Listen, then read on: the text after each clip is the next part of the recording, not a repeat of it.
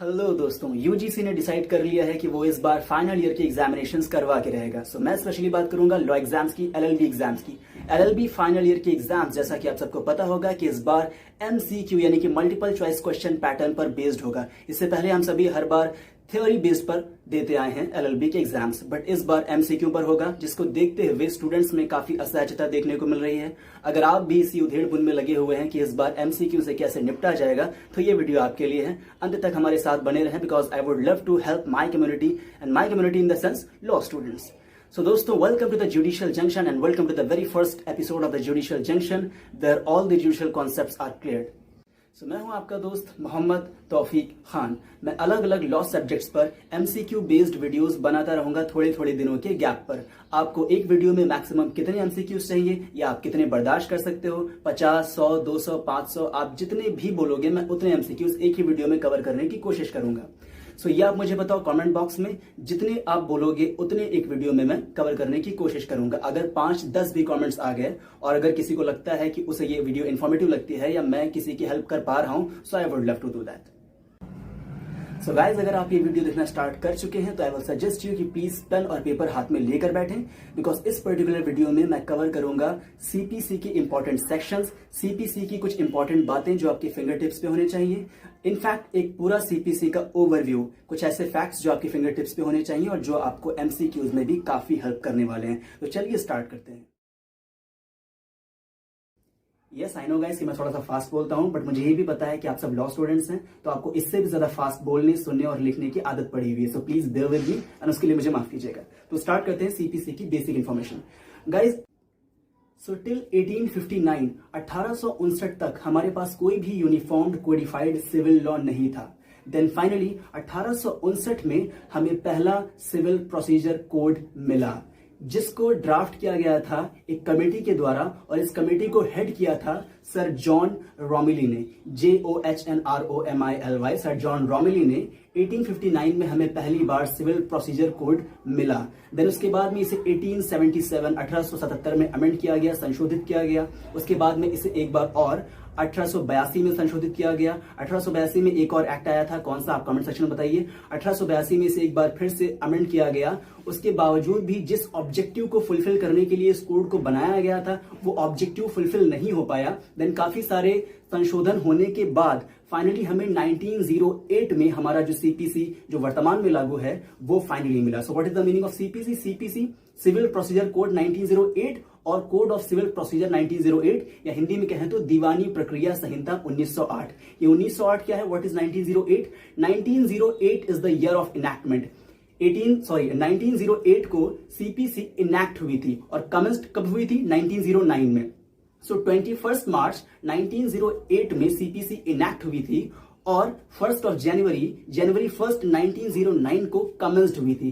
Commenced और enact में difference क्या होता है? इनैक्ट का मतलब होता है जिस साल में इस पर्टिकुलर कोड को बनाया गया है, और कमेंस का मतलब जिस साल में ये पर्टिकुलर कोड लागू हुआ है। सेम लाइक अवर कॉन्स्टिट्यूशन बना 26 नवंबर 1949 को और लागू हुआ 26 जनवरी 1950 को। तो उसी तरीके से जिस ईयर में बना वो इनैक्टमेंट ईयर हो गया, और जिस ईयर में कमेंस हुई वो कमेंस ईयर हो गया। सो इनैक्ट हुई थी 21 मार्च 1908 और कमेंस्ड हुई 1 जनवरी 1909 को। अब बात करते हैं कि सिविल प्रोसीजर कोड में जो कोड लफ्ज है, जो कोड वर्ड है, इसको कोड क्यों बोलते हैं, इसका मतलब क्या होता है। यहीं पे हम बात कर लेते हैं कि एक्ट और कोड के बीच का डिफरेंस क्या होता है। एक्ट जो है वो किसी पर्टिकुलर पर्पस के लिए ही बनाया जाता है। फॉर एग्जांपल जैसे आधार एक्ट है, तो उसका लेना देना सिर्फ आधार से ही है। या अभी हाल ही में काफी चर्चित रहा CAA, सिटीजनशिप अमेंडमेंट एक्ट, तो उसका लेना देना सिर्फ पर्टिकुलर सिटीजनशिप के साथ ही है। तो किसी स्पेसिफिक गोल को अचीव करने के लिए या किसी स्पेसिफिक गोल्स के लिए जो रूल्स बनाए जाते हैं उनको एक्ट बोलते हैं।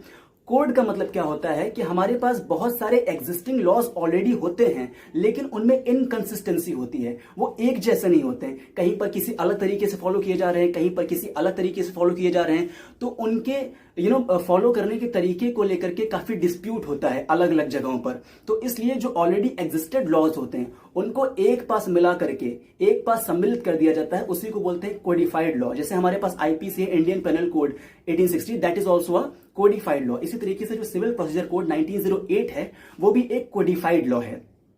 इसके भी बहुत सारे बहुत सारे लॉस पहले से एग्जिस्टेंस में थे, लेकिन वो सारे कोडिफाइड नहीं थे, जगह जगह पर प्रॉब्लम होती थी। जैसे हमारे इंडियन हाई कोर्ट्स पे भी एप्लीकेबल ये पहले नहीं था, बट जब 1861 में इंडियन हाई कोर्ट्स एक्ट आया और जो सदर निचली अदालतें होती थी उनको इस एक्ट ने अबॉलिश कर दिया, जहां पर अलग अलग तरह के रूल्स फॉलो किए जाते थे। देन उसके बाद वहां पर भी ये पर्टिकुलर रूल्स फॉलो होने लगे, और आज जो वर्तमान में हमारे पास जो सीपीसी है वो सीपीसी 1908 ही है। हालांकि टाइम टू टाइम इसमें काफी सारे अमेंडमेंट्स होते रहे। 2015 में भी अमेंडमेंट हुआ, 2002 में उससे पहले अमेंडमेंट हुआ। 2002 का अमेंडमेंट जो है वो थोड़ा सा याद रखने लायक है, और वो क्यों हुआ था? 2002 का जो अमेंडमेंट हुआ वो इसलिए हुआ था ताकि speedy disposal of civil suits हो सके। हिंदी में अगर कहें तो जो सिविल वाद होते हैं इनका जल्द से जल्द और कम वक्त में निपटारा किया जा सके, इस उद्देश्य को ध्यान में रखते हुए 2002 का अमेंडमेंट किया गया था। इस अमेंडमेंट को आप याद रखें। क्वेश्चन बन सकता है कि 2002 में जो संशोधन हुआ था वो क्यों हुआ था, या 2002 का जो संशोधन हुआ था वो किस लिए हुआ था। इसके बाद बात करते हैं सीपीसी के नेचर की। देखिए, आपको ऑलरेडी पता होगा कि लॉज जो है वो दो पार्ट्स में डिवाइड किए जाते हैं, सब्सटैंटिव लॉ और दूसरा प्रोसीजरल लॉ। सो सीपीसी का जो नेचर है वो कैसा है, सब्सटैंटिव है या प्रोसीजरल है? अगर आप प्रिलिमिनरी स्टेज का एग्जाम दे रहे हैं या एक वर्ड में आपको आंसर देना है तो no doubt it is a procedural law. Definitely ये प्रोसीजरल लॉ है, लेकिन अगर आपसे मेंस में ऐसा कोई क्वेश्चन आता है या ज्यादा डिटेल में पूछ लिया जाता है तो ये दोनों ही है, सब्सटैंटिव भी है और प्रोसीजरल भी है, क्योंकि इसमें सेक्शंस और ऑर्डर्स में ये पूरा का पूरा लॉ डिवाइडेड है। लेकिन मैं आपको ये भी बता दूं कि सीपीसी में नोट कर लीजिए 158 सेक्शंस हैं और 51 ऑर्डर्स दिए हुए हैं। तो जो ऑर्डर्स हैं वो प्रोसीजरल एक प्रोसीजरल नेचर के हैं, और जो आपके सेक्शंस हैं वो सब्सटैंटिव नेचर के हैं। प्रोसीजरल का मतलब है प्रक्रियात्मक, या ज्यादा अगर शॉर्ट में बोलूं तो इतना समझ लीजिए कि सब्सटैंटिव का मतलब होता है क्या और प्रोसीजरल का मतलब होता है कैसे। फॉर एग्जांपल, सब्सटैंटिव में बताता है कि किसी पर्टिकुलर एक्ट को करने में कौन सी पनिशमेंट मिलेगी, लेकिन प्रोसीजरल लॉ आपको बताता है कि उस पर्टिकुलर पनिशमेंट को दिए जाने में कौन सा तरीका अप्लाई होगा, किस तरीके से वो पनिशमेंट दी जाएगी। जैसे कि हमारा आईपीसी है वो भी सब्सटैंटिव है। फॉर एग्जाम्पल, वो बताता है कि किस क्राइम को करने पर कौन सी पनिशमेंट दी जाएगी, लेकिन जो हमारी क्रिमिनल प्रोसीजर कोड है या जो हमारा सिविल प्रोसीजर कोड है ये हमें वो तरीका बताता है कि किस तरीके से एक पर्टिकुलर काम को किया जाएगा। सो इसके जो ऑर्डर्स हैं वो प्रोसीजरल हैं और जो इसके सेक्शंस हैं वो सब्सटैंटिव हैं। तो एक्चुअली दोनों हैं, लेकिन अगर वन वर्ड में आपको आंसर देना है तो it is quite procedural law ही है हिसाब से। यहां पर एक बात और याद रखने वाली है कि जो हमारी प्रेजेंट सीपीसी है जो हमें 1908 में मिल गई, ये भी एक कमेटी के द्वारा ही ड्राफ्ट की गई थी, और इस कमेटी को हेड किया था एयरले रिचर्ड ने, या रिचर्ड ने, EARLE रिचर्ड, इन्होंने हेड किया था इस कमेटी को। तब हमें 1908 में हमारा सीपीसी जो प्रेजेंट में हमारे पास है वो मिला। देन इसके बाद बात करते हैं इसके इंपॉर्टेंट सेक्शंस की। इसके इंपॉर्टेंट सेक्शंस में आपको थोड़े से नोट करा देता हूं, आप नोट कर लीजिए। बेसिक इंफॉर्मेशन है सारी इस वीडियो में। अगर आप इन इंपॉर्टेंट सेक्शंस को याद कर लेंगे तो हो सकता है काफी मार्क्स में आपको ये क्वेश्चंस मिल जाएं। जैसे कि सेक्शन 15 से लेकर के सेक्शन 20 तक ये प्लेस ऑफ सुइंग यानी वाद की जगह से रिलेटेड हैं। तो सेक्शन 15 से 20 तक इंपॉर्टेंट है, नोट कर लीजिए। उसके बाद में जैसे सेक्शन 15 है तो ये है instituted in the court of lowest grade competent to try it. या इसके बाद सेक्शन 16 जो है institution of the suit where subject matter is situated, जहां पर आपका सब्जेक्ट मैटर सिचुएटेड है। सेक्शन 17 रिलेट करता है इमूवेबल प्रॉपर्टी से। देन उसके बाद section 18, then section 19, section 20, section 24, section 25, section 26 clause 2 जो एक अमेंडमेंट के द्वारा डाला गया है। ये कहता है कि किसी भी तरीके के जो फैक्ट्स होंगे उनको वेरीफाई करने के लिए एफिडेविट का होना कंपलसरी है।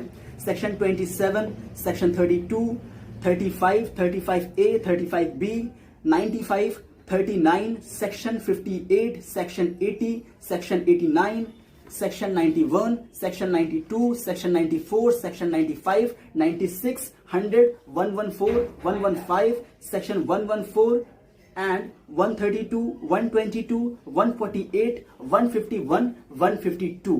ये कुछ ऐसे सेक्शंस हैं जो आप वीडियो को एक बार दोबारा प्ले करके देख लीजिए, स्लो मोशन पे लगाकर देख लीजिए या इसकी स्पीड स्लो करके देख लीजिए। इन सारे सेक्शंस को आप लिख लीजिए, इन सारे सेक्शंस को आप याद कर लीजिए। मैं उम्मीद करता हूं कि इसमें से कुछ ना कुछ तो डेफिनेटली आपके काम का होगा और डेफिनेटली एग्जाम्स में पूछा जाएगा जो आपको अच्छे मार्क्स दिला सकता है।